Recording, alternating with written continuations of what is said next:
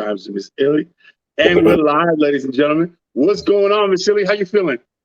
I'm feeling lovely today. How are you? I'm good, man. This weather down here got me feeling amazing. All this sun, some vitamin D. You got to feel good about that. You know what I mean? Yes, I just came in from the outside, so I'm feeling nice and refreshed and ready to talk some shit today. I love it. What do you call it? I love the topics for today. Oh my God, yo, you hit it right on the head.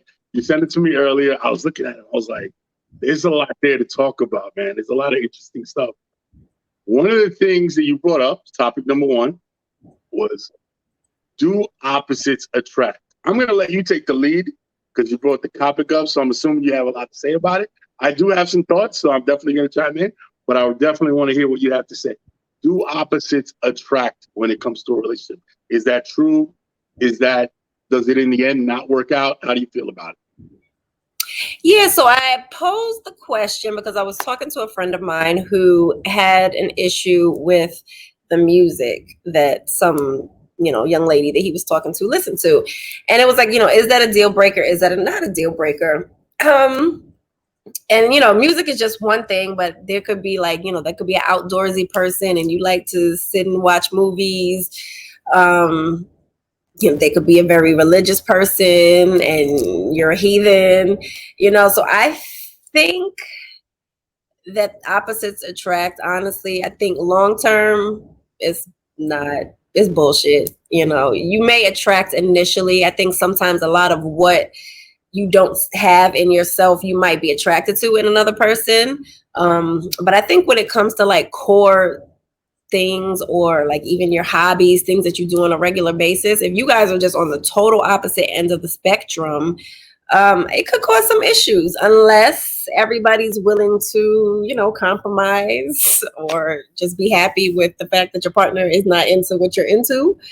But then, does that limit your quality time together? Again, it depends what we're talking about here. I think like religion, if you're two opposite religions, obviously we've seen it work. There are millions of examples, maybe not millions, but definitely lots of examples out there.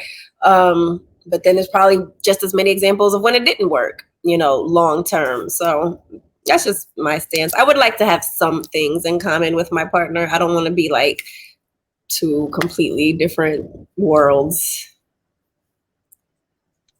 Okay, so you said something that I absolutely agree with. You talked about core values. Okay. In my book, I have a chapter that's called A Couple That Grows Together. Okay. All right. And this is just my belief. Obviously, people could have a million and one thoughts on this about whether opposites attract. I found at the end of the day, it's about balance.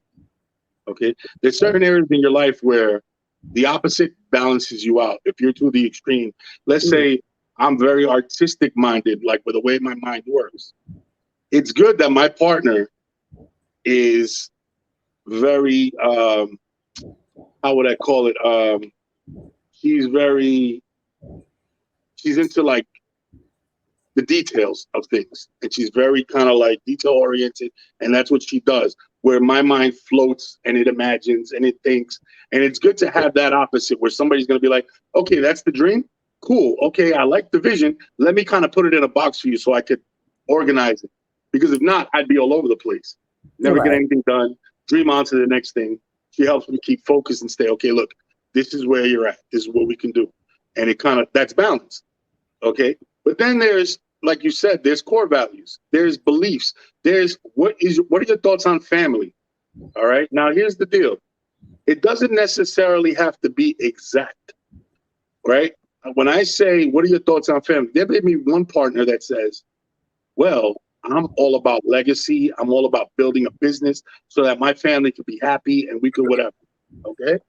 And then the other person is saying, well, I'm all about the home, nurturing, everything be calm, everybody be here, loving. You would think from the outside that doesn't match, right? I don't agree with that. I say, you know what? That's actually the perfect. If one person can kind of like, if they can come to a little bit of compromise where one kind of understands that the other person is like that and they can match up, because the core value is not how they handle their family, is that they both absolutely love their family and put their family at the forefront of their life. So it's Right. not so much within the category as much as where you place the category. So to me, let's say it's the love of your family. Oh, that is priority.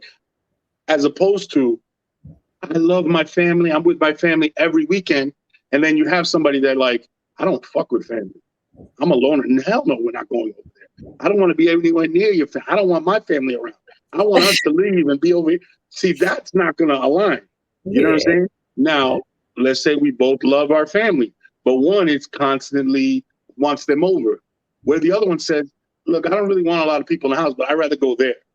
You know, we still both love our family. So I think it's where you put the actual category as far as that's concerned. And I feel like if there's balance within the opposites, where one person's an extreme and the other person is, again, so let's say now, here's another thing.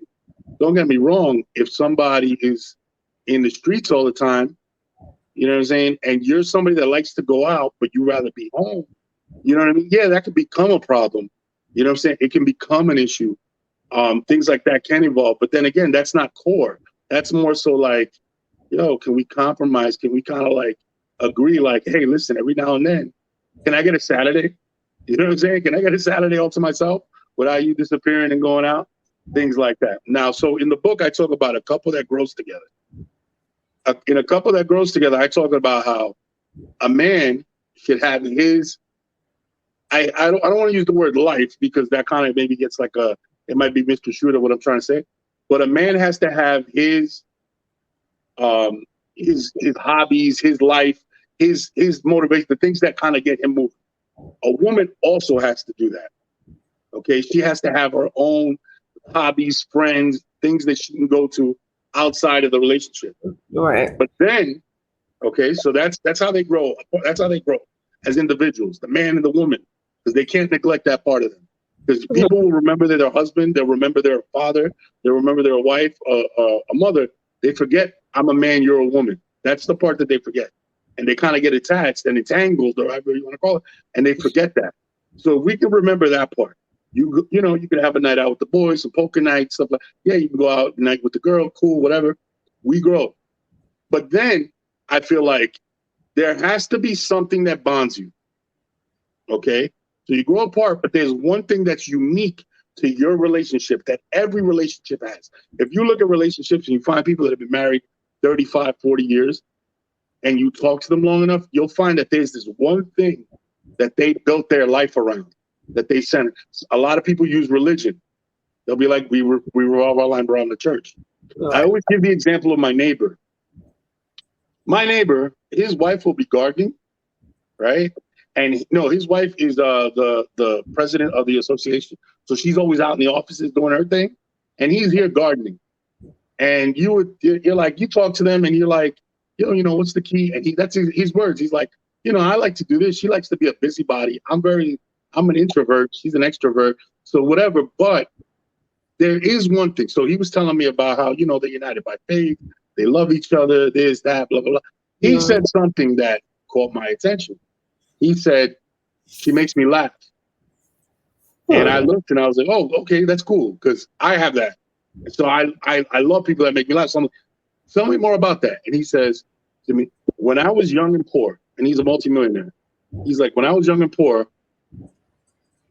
we can go to New York, have a drink, and she could make me laugh. We didn't need any money. We would laugh together. We would crack up. As we got older, we found, you know, we would have our date nights in the house.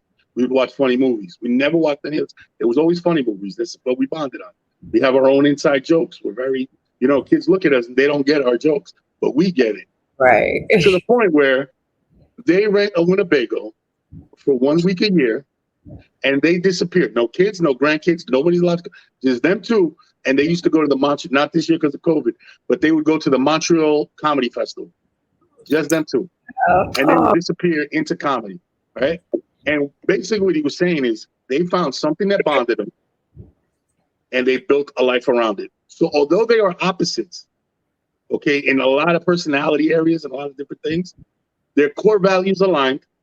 And then what they did was they found the one thing that matched them the most that they had in common. You know, I know people who play cards together. That's their thing. I know Right. people who go to church together. That's it. Whatever your thing is, and I think like his example is kind of going to what I said earlier too, is like it can work if both people respect the differences, you know, because a lot of times it's like they want to change. You know, I like to garden, so I need you to come garden with me, or I want to be out and about, so I need you to be running the streets with me. But it's like, listen, respect who that person is. If you can do that, you can not only allow them to be them, but you can also possibly learn from them and add something new to your life that, you know, wasn't part of your thing. But a lot of people don't respect it. I think we spend a lot of time trying to change one another and mold people into what we want them to be versus accepting them for what they are and what they can bring to our lives. Now, you know, I will add this part of it because, you know, yeah, we could say, but then there is an argument for why it doesn't work. Part of the argument for why it doesn't work is, like you said earlier, I'll give you an example. Like I couldn't be with somebody who loves to go mountain hiking. Physically, I can't do that. I just can't. You know what I'm saying? What if they don't want you to? So if I like to go mountain hiking, I'm going to do it, you know, twice a month. That's cool. You don't like to, you don't want to, you can't, whatever. That's cool with me. I'm just going to do that. No, that's cool. You see, that's not what I'm talking about. I'm talking about where this person revolves their life around this is my thing. And you know what? When we go on vacations, where I want to sit on a beach with a pina colada, no, they want to be up a mountain climbing Mount Everest. And I'm looking at them like, this isn't going to work. Because eventually, if you over compromise, if you overcompensate, eventually you start feeling resentful. You know what I mean? It's like, why is it that we're always doing what you want to do? You know what I mean? So like the key is core values have to align. Once those things align, everything else is kind of negotiable, right? Unless somebody has something that's non-negotiable. Like, you know, if you're a mountain climber, it's in you by nature. That's what you want to do. That's who you are. I'll give you an example. I'm not a fighter. You know what I'm saying? I'm not that's not my deal. Never has been. Regardless of what I've done as far as my jobs and stuff, where I've had to like, you know, sometimes get physical and stuff like that. It's not my preferred angle. Right. So if I'm with a woman that is aggressive and enjoys that, like, what? Oh my God, what are you doing? And enjoys that conflict, it's not going to work. That is absolutely not going to work. You know what I mean? That's where, to me, opposites don't attract. Because I look at you like, yeah, it's time for me. I'm not, because, you know, at the end of the day, I'm the one getting jumped. You're yelling. I'm the one getting jumped. So I'm not, you know what I'm saying? But, you know, things like that. What do you call it? If you're a drinker and you like to party, you know what I'm saying? I think sometimes that works. I'm sober. I'll drive us home. Cool. Now, if you're getting sloppy drunk, pissing in your pants, falling, right? And I'm sober. Now that's a difference. Now that's where opposite. So there's a fine line. There's a fine line as far as where the opposite becomes too much. You know what I mean? Obviously, the core is the key, but then there's a fine line where it goes over, and you're like, it's just not going to work. As much as I care about you, I don't see this. It's not. You know what I mean? Because at the end of the day, you don't want to be unfulfilled. You don't want to be unhappy. You don't want to sit there and like, you know, wonder like, have you ever had somebody that, you know, you care for them, they're attractive, you love them, they're amazing, but their lifestyle is just not in alignment with the way you live your life. They're fly by the seat of their pants, and you're more so like decision making, okay, making moves, calculating, right? Yeah, and they're kind of all over the place, and you're like, no, because at the end of the day, you see how that's going to affect you if you're a couple. You know what I mean? So there's definitely certain areas. Like you see finances. Finance is one of the leading causes of divorce in marriages, right? Because I've seen this example, you'll have the husband, they reach a certain level of income, they're doing okay. And all of a sudden the husband, or the wife, but I'm Jesus, wants to start buying Benzes and this and that and showing out, you know? And she's looking at him like, that's not the prudent thing to do. That's not really this. I don't mind driving my little car. Why are we, you know? And then all of a sudden they start to argue, they start to fight, and but why are you handling the money? Why, you know what I mean? So if you can't get that aligned, and you're opposites in that area, like money, it's not going to work, man. It really isn't, because that's one of the things that At least in my experience, women need that security. You know what I mean? And men tend to be a little more fly to the seat of their pants type of thing. Like, it'll be all right. It's gonna be fine. It's gonna be all right. And nothing grabs a woman by the neck like, it's not gonna be fine. We have negative $10 in the account. What is your problem? And you're looking at them like, no, I got this. Don't, you know what I'm saying? And that shit doesn't work. When somebody's nervous and they grew up, the other one is this. There's couples like where one side grew up lacking, where their family didn't have, and they come from a poor income, and the other person is used to always having, and they're in a relationship, and one person is hoarding, tightening up, making sure that they have for the rainy day, and the other one's like, what? It's just like this. Like, we can spend. It's okay. Let's just move. So that's why I see finances as being one of those core things where you could absolutely not. You have to be on the same page. You absolutely have to be on the same page when it comes to finances. You know, faith, religion. I don't know. Not always. You know, sometimes sometimes we the wife. Examples of it working. Yeah, I guess it's an exception to every rule, you know, but generally speaking, I think, like you said, those core elements need to be in alignment. Otherwise, there's a lot of head bumping. Well, you know, I mean, like you said, there's plenty of examples where it works. There's plenty that it doesn't. I guess that's one of those things where case by case basis, some people, you know, deal well in that. Well, speaking of opposites, you brought up a topic. You sent me a topic about the alpha beta dynamic. Okay, whether it's an alpha female and a beta male, or a beta female alpha male type thing, and what the dynamic is, and does it work, or does one have to be the other? How does it work? What is your opinion on that? What are your... So I don't know, because it honestly really is something that just kind of was brought to my awareness in this way. This guy that I follow, he gives like relationship advice, and he had posed the question to women, because he's like, you know how women are, we're always walking around, especially the modern woman, like, I'm an alpha female, you know, I handle my business, I don't need a man, da da da.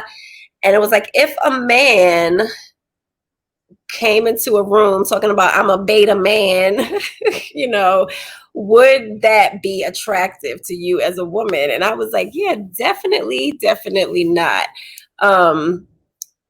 But then I don't know, I guess, so the question too is like, you know, is that accurate where men are turned off by alpha women, or is it only an alpha man that's turned off by alpha women? Maybe a beta man is better paired with, and this is kind of to the original question, like, where do opposites really attract? Because, like, can two alphas coexist in harmony, or do you require the opposite? And I think logic would dictate that they need to be opposite, because you can't have two alphas, you know what I'm saying, in reality and how it really works. But a lot of times, I think women especially, they want an alpha man, but are walking around calling themselves alpha females. So how does that work? And how does that look even from a guy's perspective? First, I'm going to address the actual topic, which is what we're talking about, comparing whether they agree. Then I'm going to just shit on the whole idea of alpha female, beta female, alpha male. I just despise that whole concept. I despise it. Okay. But I'll go into that. The first thing is, if I'm going to be in that world and I'm going to talk about it, I will say this. Women tend to lead with their resume. They lead with their resume when they're approaching men, and that in their mind is what makes them an alpha female. Okay? If you can take a peek into a window of a man's mind, that's not what makes a woman an alpha female. She's using, you see, women will talk about a patriarchal society and how they're against it and they want to fight that. But then they take on the patriarchal style and put it on themselves instead of creating their own. You know what I mean? So now they're coming to you and they're saying, I'm an alpha female because I fit this male stereotype where he's this, and that. No, in a man's mind, you're an alpha female when you are the nurturer the alpha nurturer, where you're the one that I look at you, and this is just the way I look, and I know a lot of my friends, the guys that I talk, how we look at the female. If you're hard and we don't see you as the mother of a child, or we don't, not necessarily the mother of a child, because let's eliminate that. Some women can't have children. It has nothing to do with that. But let's say I look at you and I say, a nurturer when it comes to me, somebody that's gonna when is gonna love my darkness, somebody that's gonna help me when I'm down, somebody that's gonna fill the gaps in my life. When those are the alpha females, that's what we look at as an alpha female. Okay? A woman that doesn't need a man, is independent, is whatever, cool. That's fine. You be that. But be that alone. Because that's not what I need in my life right now. Now, don't get me wrong. Once a man falls in love, see, here's the thing. I tell people this all the time. And I know I'm exaggerating when I make the point, but a man that is in love with you or looks at you and is into you doesn't give a shit if you can read. We don't care. Because it's all about how you make us feel. That should be a little. I will say this. Wait. I will say this. Once I fall in love with you, now your resume matters. Once I fall in love with you, now your resume matters, because now I'm invested in you, and that resume affects me, and we're gonna. But then now it might be too late. Now you're all head over heels. That's why I say I'm exaggerating. That's why I say I'm exaggerating. But the truth is, your accolades, those are yours. Your money, that's yours. Has nothing to do with me. I can care less. Oh, cool. How many in my life? I've dated many successful women, many, right? Very, very, very top of the food chain successful women, right? And I look at them and I'm like, okay, cool. You still got cheated on. So what? It didn't help you. It didn't fix anything. Your education did not prevent you from getting cheated on. It didn't prevent you from fucking getting treated like shit. It didn't help you in any single way. Right. It didn't make you it didn't put a shield around you saying, now I'm not going to put up with his bullshit. Because that's a lie. Because I know plenty of women that have advanced degrees that are doing their damn thing, $400,000 a year, all this shit. And you know who they get cheated on? By a guy that uses his finger to read. And the apple said that's who they're getting cheated on. You know what I'm saying? You know who they're fucking getting cheated on? They're getting cheated on by homeboy. They're talking about, yo, man, my unemployment check ain't coming. Man, I got to re-up for unemployment. That's who they're fucking getting cheated on. So to think that that's going to shield you or protect you, that's bullshit. It's not. As a matter of fact, I always talk about this. You'll meet a chick that's not as accomplished, not as whatever, but has this quality where she's sweet, she's genuine to you, she looks at you. The hardest woman to cheat on is the one that asks the simple questions, not the one that tries to outthink you. The one that tries to outthink you, you want to play that game? Dude, let's do it. I got these excuses on deck. Oh, here, look at my phone. Check my phone. I don't care. Why? Because my real phone's in the trunk. I don't give a shit. You thought you out, you know what I'm saying? You're outthinking me? Go ahead, outthink me. The ones that are hardest to cheat on are the ones that look at you like, okay, but why? And you're like, now all of a sudden you're dancing because you're like, oh shit, that's such a simple question. But fuck, I'm ready for the complex. I'm not ready for the so simple. You know what I'm saying? So now, okay, so you have an alpha female. She comes to you with that, and no. A lot of times, here's where I destroy the whole concept. There's people, I don't believe you could be a broad alpha. A broad alpha. Life requires balance. People require balance. Okay? So being a broad alpha means that you are an alpha in every part of your life. You're not Jesus. No, you're not. You know what I'm saying? So like, there's men that are professional. They're, eloquent. They dress nice. They're amazing, but they're fucking emotional betas. You know what I'm saying? They're physically alphas, body, sharp, career, blah, blah, blah. In that aspect of their life, they're an alpha. But then you talk to them or you deal with them on another, and they're fucking emotional morons, and they're a beta.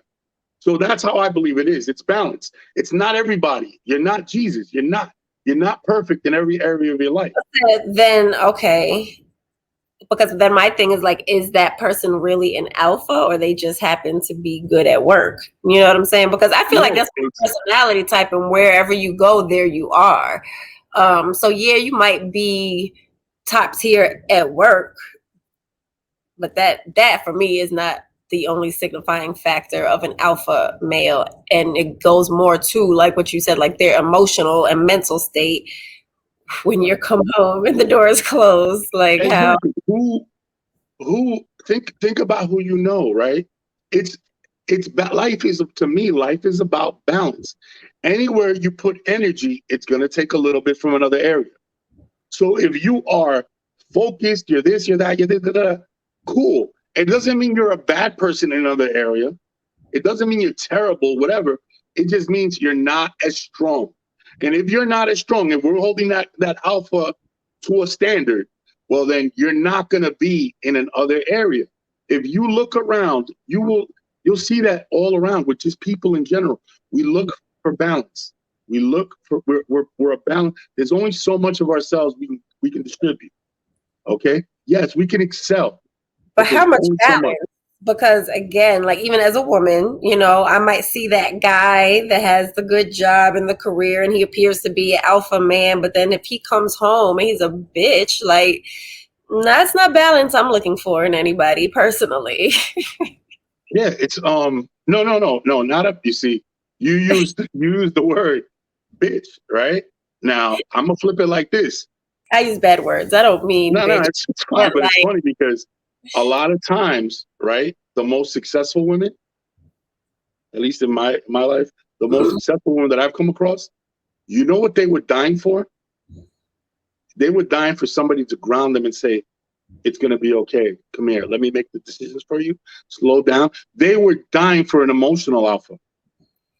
That's what they were dying for. These women is that are that emotional? CEOs, top notch, yo, a lot of them, what they were looking for is, I'm in charge all day. I'm a boss all day. I tell people what to do.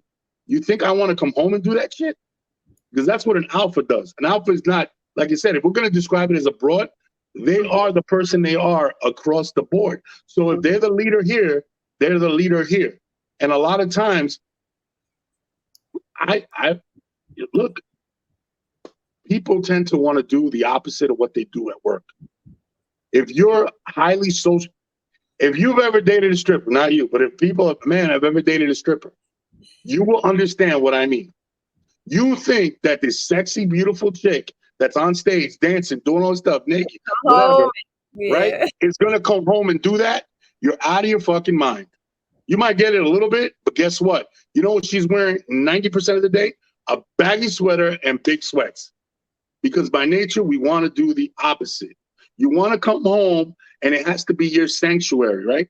So people that claim to be this cross the board person. Now, don't get me wrong, right? Again, you could be a leader, right? You're a leader of men, or a leader of a family, a leader of people. Yes, you could be the alpha, right? But there's always a part of your life where you relinquish that control. Not because you want to, because you can still fight for it. Say, no, I'm in charge here. I'm the alpha. But there's parts of your life where you just don't have that kind of control. You know what I mean? So like to look at people and say, you are this, you're labeled as that. I always, in my book, I talk about the example. It's sensitive, not soft, right? Is the chapter that I'm talking about. Okay. There's this guy, he's well built, right? A good looking guy, well built, strong, goes on vacation to Puerto Rico with his girl. While they're out there, there's an earthquake. Yo, this big guy that is an alpha, career man, when an emergency hit, fucking panicked. Panicked. This girl had to grab him, calm down. You know what I'm saying? Under pressure. Because again, there's people that when everything is right, I am this. When disaster hits, oh my God, what the fuck do we do? Well, I think that's You know? the true test, and that's why I think. Well, finish with your story. But go ahead, finish your story. No, so she blacks out. She has to slap him around. Stop that, relax. Ah. Now, something shook up the relationship that day, and it was not the earthquake. Forever looking at him like, I don't give a fuck what you try to pretend to be. This is who you are. Because it's not who you are when shit is good. It's who you are when you're bare. Who are you in your moment of weakness? It's not about what you do, it's how you act. And how you act is what determines whether if you want to put that label of alpha and beta. That's who you are. I'm not judging That's what I was anybody. gonna say. I feel like there's a lot of people walking around slapping titles on themselves that they don't necessarily deserve because, like you said, maybe their career is on point. And I think especially for women, it's like, oh, I've gotten to this point. Like you said, I've adopted and used this patriarchal perspective as the goal, to reach. And so I put that on myself. So I'm an alpha female. But then are you really? Because like when shit hits the fan, or like not even chaos, but just how do you really handle I will life? do this. I will say this to you, right? Is the woman that is the CEO or the partner in a law firm and all that stuff, right? Is she more of an alpha than a woman that leads a household with 4 children, a husband, make sure that these kids were raised, go to college? Is she more of an alpha than that person? No, To not me, necessarily. absolutely not. You know what I'm saying? See, again, the other thing is you'll because it's that man, almost a man label, that patriarch label. It's like, does that make you tough? How many women do you know, right? I always believe you get more flies with honey. What is it? You get more bees with honey than you do with shit.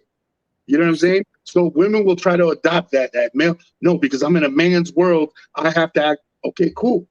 That's I get it. You're in the business world. That's what you have to do. Cool. But when you come home, that attitude is not getting you anywhere. You know what I mean? And in my experience, women will get whatever they want when they look at me and go, why are you talking to me like very soft, very smooth? The women that come at me with the, yo, what, what the fuck did it?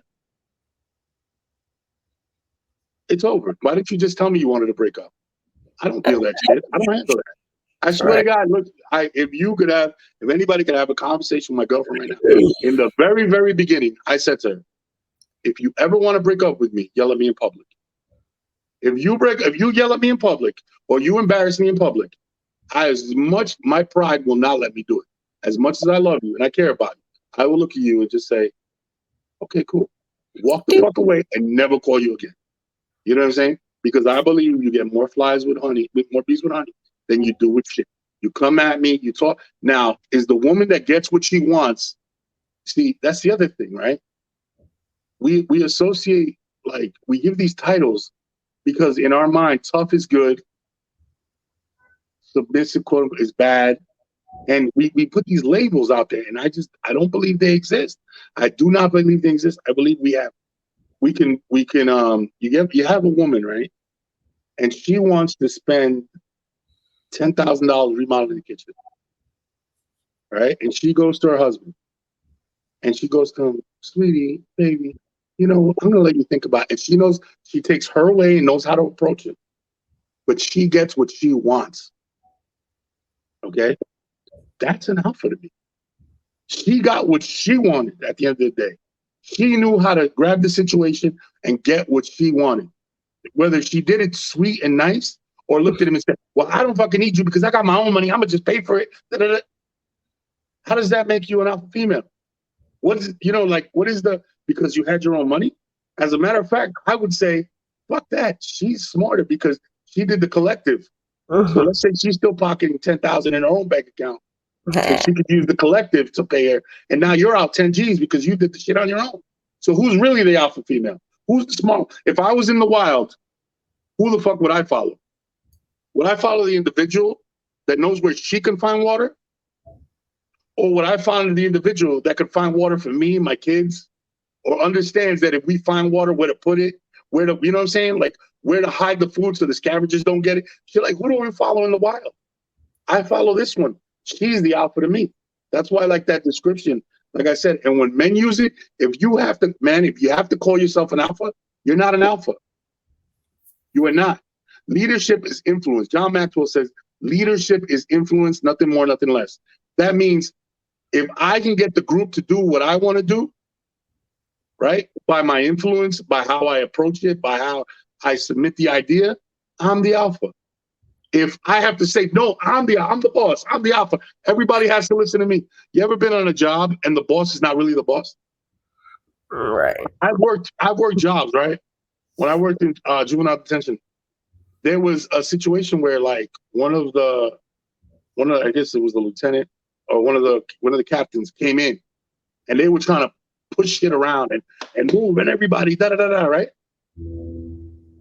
And when they came in, we kind of just looked at them like, and one of the sergeants at the time was like, nah, guys, look, this is how we're gonna approach it. Because this guy was all rah rah, let's go, kick ass. And this one came in, no, this is what we're gonna approach it. Let me walk in first, I'll talk to the kid, and then you guys come in and we'll figure this out. We didn't listen to the boss. We listened to our sergeant because he had the influence over us. In that scenario, I didn't care that he was pumping his chest, calling himself the alpha. This guy was the alpha on that scenario, in that stage. So that's why I say, I'm like, no, you can't put that label on. I don't believe in any of that. I believe in what is the circumstance? What is the scenario? In an emergency, are you the alpha? When shit is down, so like there's different types of emergencies. There's when there's a disaster and you have to step up and save a life. There's my mother just died. You feel me? I need this. So you know what I'm saying? So there could be the guy that when shit goes down, I'm there giving CPR, I'm fake, da-da-da. But when my mother dies, he's looking at me like, do I hug her? Do I not? Are you okay? That's not what the fuck you need. You know what I'm saying? He's not an alpha in that situation. And I know I may be completely off. At all. That's going to be my question. Like, if you are not an alpha in every situation, are you really an alpha at all? Okay, so under my definition, it doesn't exist. So I wouldn't even give the label because of the reasons I'm saying. So under my definition, because different scenarios require different levels and people can't always live up to those levels. So nobody's Jesus. That's in my opinion. That's what it is. So it doesn't exist. Under your definition, where let's say you have to give somebody the label, no, then no. Nobody is nobody's like, you could be the alpha of your family. You can be the alpha at your job. You can be the alpha, like I said, in a disaster. But I don't think you could just do it across the board. I don't know anybody. Do you know anybody who's perfect in every scenario?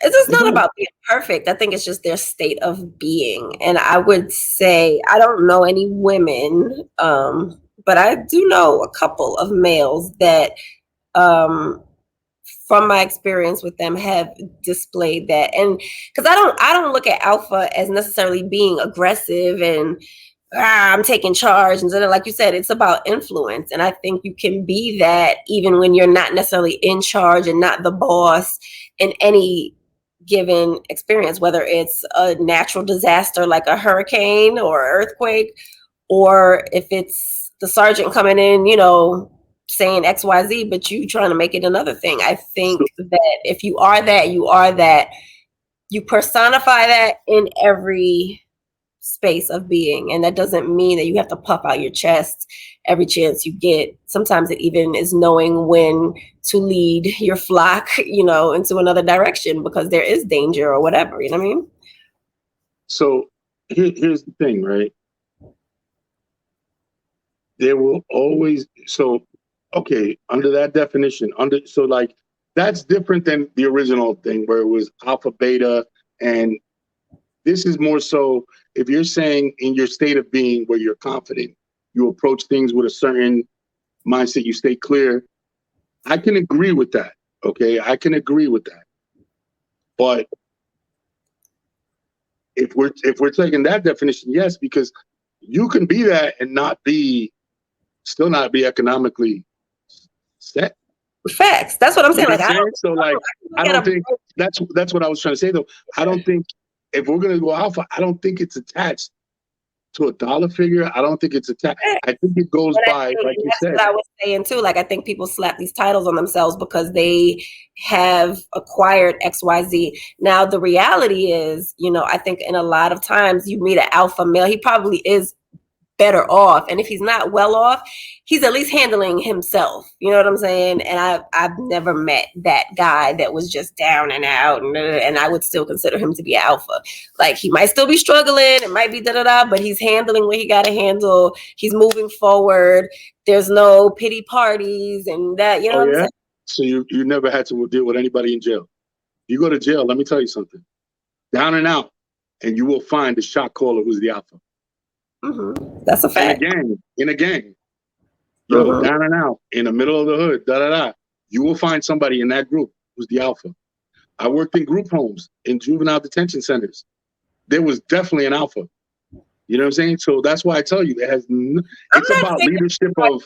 I'm not saying it when I say down and out, I'm talking about a man that's on the streets that has access to a job, but I hate my job and I can't get ahead, and that's what I mean. No, that's okay. I got you. External circumstance. Again, if I'm just because I get locked up, if I'm an alpha, I'm an alpha. I'm gonna be that. Wherever you go, there you are. And so that's what I'm saying when I say down and out. The next topic I think is phenomenal because, now I have my opinions from the male perspective. So I'm very interested to hear what you think as a woman. Can a relationship survive bad sex? No. Okay. End of story. Unless you guys are open and allow other people into the equation. But if it's just me and you and it's not good, no. Unless you're right? really, really willing. I mean, it depends. Why is it bad? You know what I'm saying?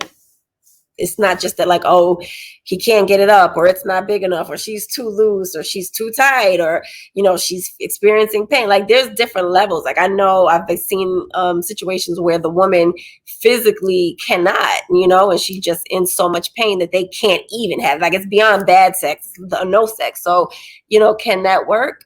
And even if you loosen up, how good is it really going to be?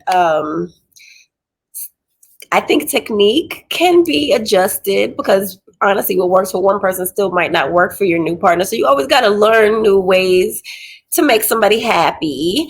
But if we can't get it together, for me personally, it's a no.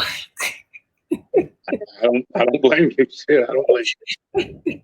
My thoughts on sex for men, right? When it comes to a woman. Because there's definitely a double standard. There's definitely a different way to look at it. Because if a woman says he sucks in bed, nobody ever looks at it and says, well, if you were a little more and you did some, he would be better and you can get him to where you need him to go. Very rarely. A lot of times it's, damn, that sucks for you. When a man verbalizes, yo, she's trash in bed, yo. Women jump, well, there's things that you can do to make her feel more comfortable and help her and right? So there's definitely a double standard when people talk about sex, men's approach. But with that being said, I will say this. I believe, right, sex is like pizza. Even when it's bad, it's really not that bad. It's still pizza. You know what I'm saying? So you'll have a guy and here's the thing. I believe that sex between a man and in a loving relationship, not just fucking, in a loving relationship, sex between a man and a woman, right, is if a man is complaining, a lot of times it's more of a reflection of his skill level than it is of the actual sex. Okay? It's more a reflection of his skill level. Because if she's not very experienced, she's not very good or whatever, your skill level, if it's on 10, can get her up. I don't want to give it a number, but can get her to a workable level. Better than what is she?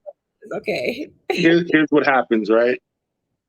And here's what happened. I was about to call myself out, but I'm gonna say this. Let's say you meet a very inexperienced woman or very awkward woman, not necessarily inexperienced, just awkward. I believe in this thing called never been kissed. I've met a lot of women in my life that have kids, that have been married. You're like, how, Sway? How? What the fuck because when you mess with them, they're used to these non-affectionate, non-passionate. You're like, how the fuck did you even get pregnant? This is crazy. You've never been kissed. You know what I mean? It blows your mind. So let's say this, right? You meet a woman that's never been kissed, or she's awkward or innocent, whatever. And you don't have all that much experience. Okay? You're a young guy. And so for the sake of this argument, we're going to give it a scale. She's at like a 2. You're like at a 4. You guys have sex, right? That You're sounds 4. You're at a 4. There's only so much you can teach her. There's only so much you know. There's only so much you can do. Because even if you watch the porn, even if you read the book, even if you do watch the talk show, guess what? It's not so much about learning it. It's about doing it. I can tell you how to shoot a jump shot. But if you're not out there shooting in the gym, you're not going to be able to get the jump shot. Knowing the technicalities of it isn't enough, right? So you're a 4. You meet a woman that's a 2. And the sex never gets past the 4. You're pissed off. She's terrible in bed. I can't do. Is it really about the sex being that bad, or is it the fact that you can't get her past the 4? So then you fuck around and you cheat on her, and you cheat on her with some hoe that's a 10. And this bitch is, yo, what? She wild. She into all that shit. So you're fucking her, and now the sex is a 10. But guess what? You're still a 4. The sex is a 10 because she's a 10. It's because she's a 10. And guess what? When she's gone, you're still a 4, maybe a 5 now, because you learned a trick or 2. You know what I'm saying? So to me, sex with your partner, with you in a relationship, has to do with your leadership as far as if you're complaining about it. Now, don't get me wrong. There's a world of difference between a woman that enjoys giving a blowjob and a woman that gives you a blowjob because you like it. You know what I'm saying? There's a world of difference. There's a world of difference between a woman that knows how to kiss you on that spot in your ear and a woman that is looking for that spot in the ear, trying to figure out what you like. You know what I mean? There's people, you know, so there's levels to this shit. Don't get me wrong. But once you're committed and you're in a loving relationship, right? And you could attest to this. When you're in a loving relationship, you love your man or whatever. Do you not want to be his private porn star? You're fulfilled. Because that's the most important part. You're fulfilled. You know, you kind of want to open up and be like, yo, and if you trust them, you want to open up. Go. You're a blank canvas. And but it depends on the partner too, because I think generally speaking, that's definitely the desire, the space that you're in. If you're in a loving relationship, but you can be with somebody who might be a little bit more reserved versus somebody who's just like, let it all hang out. Because I've had a partner that was just like, listen, it's whatever, you know, and so there was never for me any shame or no holds barred because I didn't feel like no matter what, I wouldn't be judged, you know, and even if it was a little too much or whatever, like that person would communicate that. Right. And it was a very different level versus the like, okay, if the sex is good, but I'm still going to be conservative and certain things are off limits and nasty and you know what I'm saying? And so it just kind of forces you to be at a certain level. These are conversations, right? These are conversations that need to be had. Like, it's like you're 5 years in and you didn't know this. Come on, now I have to look at you like, yo, are you guys even talking? You know, or do you even pay attention to this woman? You know what I'm saying? It's different if you're 6 months in, a year in, oh shit, she's this type of girl. Because now you have to make the choice. Do I stay or do I go? But if you're in a couple of years and you're still having that complaint, that, oh, she's too conservative. Buddy, this is a conversation you should have had 4 years ago, 3 years ago. You know what I mean? The other part of it is, you know, we look at sex from two different lenses. You know what I mean? A lot of times I say this. The only honest man is a man that doesn't want to have sex with you. You know what I mean? Because the guys that do, they're not going to be honest with you. They're going to kind of curve, and they may come off as, yo, they're blunt, they're being honest, but they're always going to curve what they're saying, either to come off like ego-driven conversation. Like, it's either going to come off where I'm going to avoid that topic. That's for another day. More so this. I'm over here like, let's stay on topic. Yeah, you're dealing in a loving relationship. See, again, I don't want to keep going back to my book, but I have a chapter in my book called The Mental Orgasm.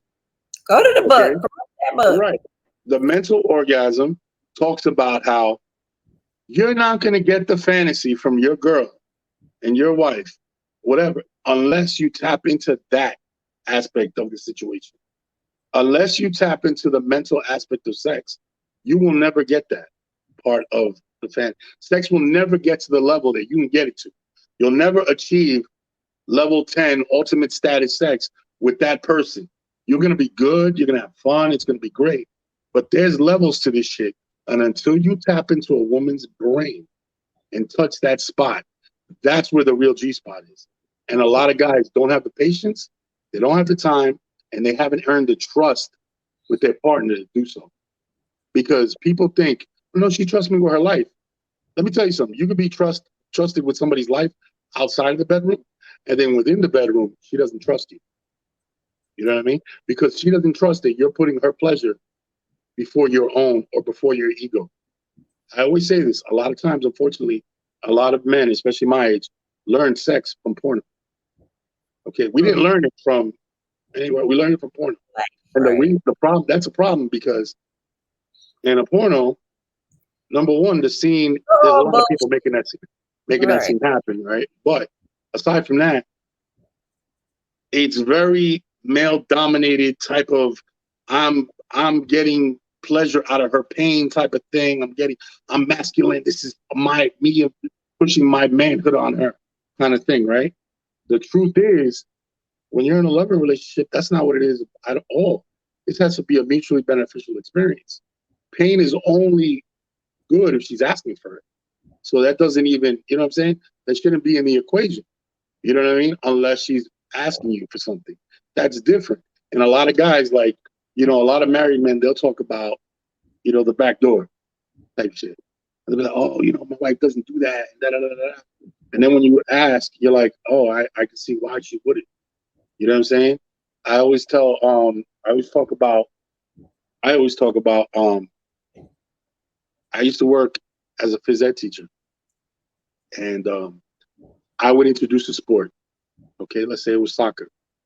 When I introduce soccer, it would be, okay, let's do drills. Let's learn the rules first. Then let's learn how to kick, pass, trap, all that, right? A lot of times in the class, there'd be these kids that were super athletes and be like, oh, come on, let's just play. This is boring. This is stupid. I wasn't doing all that for the kids that knew how to play. I was doing it for the kids that did not know how to play.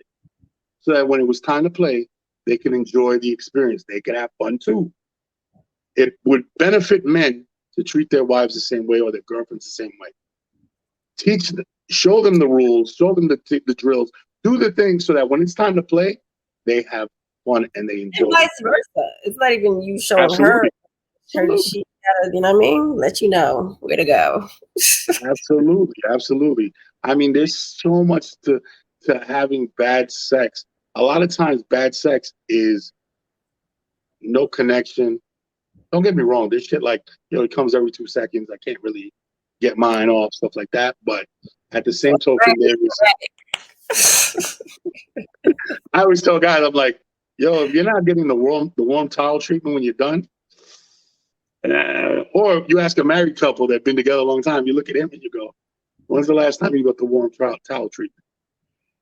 I'm like, damn, that's the last time you had some good sex. You know what I'm saying? That's the last time you had some good sex. You better start. When's the last time she got up and made you a sandwich? You know what I'm saying? Shit like that. But, yeah, there's I think if there's a mental connection and there's a willingness to please, bad sex is almost a choice. You know what I mean? Because, like, if you have that mental connection and let's say initially you can't satisfy, but you're willing to go the extra mile because you love them, you know what I mean? There's a difference in somebody who, it's a race. Oh, it's a race. You didn't finish? I finished. You're done. It's a race. Me. Right. Time for you to go. Your Uber's outside. You know what I'm saying? There's a world of difference between those types of sex. You know what I'm saying? No connection, mental connection, just strictly a physical act. Yeah, I could see where people would be like, yo, this is fucking trash. I'm not fucking with him no more. Right. But then there's a situation where, like, because in the question that you initially posed was, he's excellent in all other areas, right? Right. If you're not willing to reconnect mentally and redo that, we're putting the work, then yeah, I agree with you. It'll never work. You know what I mean? But if you're willing to do that part of it, sex is almost like when there's a mental connection and the life is good and the woman is fulfilled, sex, the physical act is almost the cherry on top. You know what I'm saying? And for men too, it's almost the cherry on top. It's that, we see a lot of people will use sex as a substitute for communication. I say sex is a byproduct of great sex is a byproduct of good communication. You know what I mean? So when you have that, you're fulfilled emotionally. She's able to vent to you, talk to you. He's able to be vulnerable. So the communication's there. It's open flow, trust, everything. And you go into that bedroom, things can happen. There could be things to fix that. You know what I'm Right. saying? When there's no mental connection and that shit is gone and there's no fulfillment, and you try to go in there, I don't care. I don't care if he has a foot long and he laughs all night and he's the best. Eventually, she's gonna be like, "Yo," because sometimes good sex doesn't keep you there. Sometimes good sex does not keep you there. You know what I mean? It may keep you there a little longer than it should be. Wanted to, but Yeah, but it's not necessarily. Yeah, sex has to be the byproduct of a good communication and whatever. So no, sex, yeah, it can be a deal breaker in the initial phase when you're first getting together. But I think once people have established that it's more, because think about it like this, yo. Once you're how do you get to the more phase? So now do we have to wait to at the more phase to have sex? Like I need to wait. no, I don't think you get. You see, I think where I agree with you is I don't think you get to the more phase if that's not intact. You know what I'm saying? I think as the years pass, sex takes a back seat to connection, bonding, emotional, mental. Don't get me wrong, it's still important. But you ever see a 75-year-old couple? Homeboy hasn't had, the ability to have sex in about 4 or 5 years, maybe 6. But they love each other. They adore each other because he still provides that spark, that energy that she needs to feel loved and fulfilled. You know what I mean? So like that tells me that after a long time. But in the beginning, hell yeah, that shit's a deal breaker. Fuck yeah, it's a deal breaker.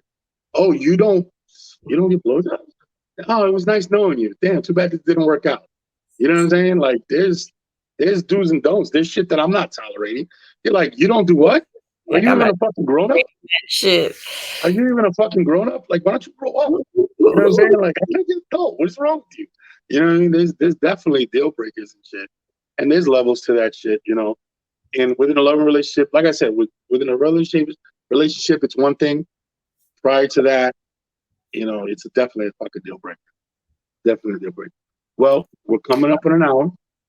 And I want to say once again, thank you, like always, for chiming in with me.